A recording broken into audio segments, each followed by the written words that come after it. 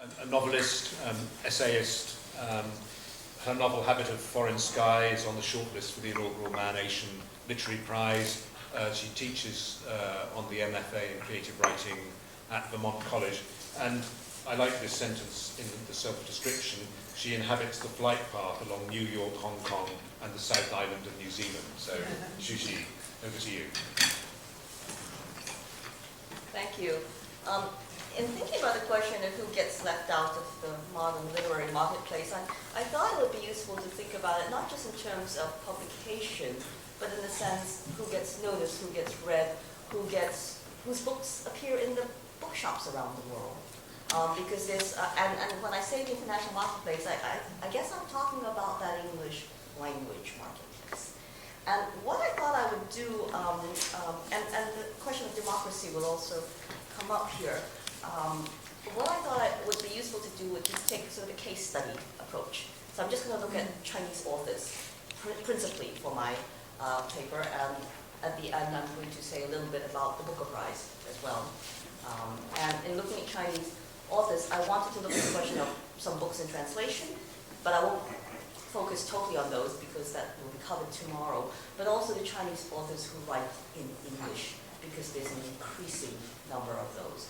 And I'm talking, well, some of them, of course, are Chinese-American, authors are Chinese hyphenated, for whom English is the first language, but there are increasingly cases of people whose first language may not be English, who choose to write in English, okay?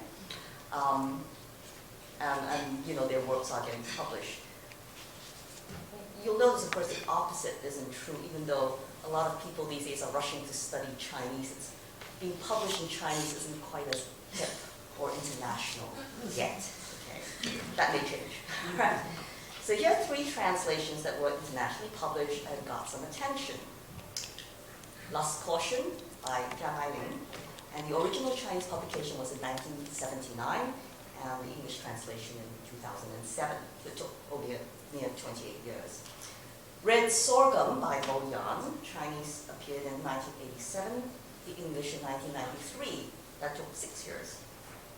Wives and Concubines by Su Tong, which appeared in 1990, and the English translation you probably recognize under its retitle Raise the Red Lantern, which appeared in 1994. So that only took 4 years. So here's a historical pattern. The later you write the book, the faster you get translated for publication in the international market.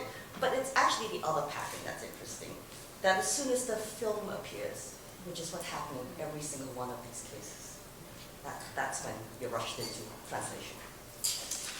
So the question I have is it that a Chinese reality on the page doesn't quicken the international publishing pulse until packaged with sight and sound?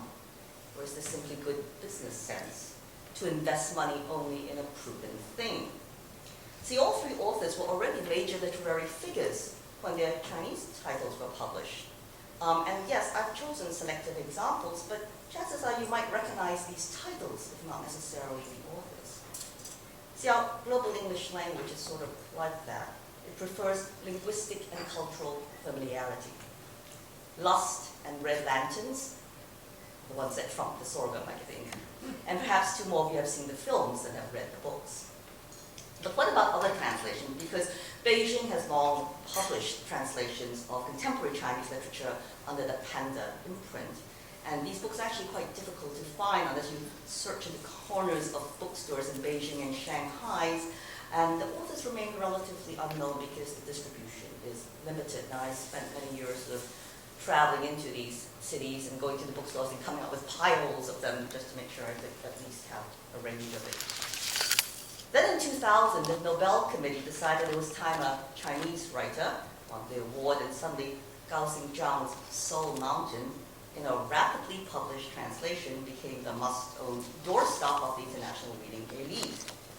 So here's the answer to the question, who gets published internationally in translation?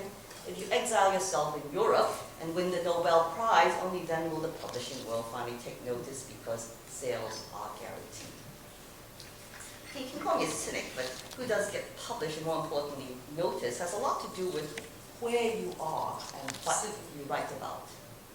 And where can be a successful film, because your work then is deemed good enough for publication. But let's also consider this other effect, the effect of the global English language effect, which proliferates Chinese writers in English. Now here's the Chinese English trajectory.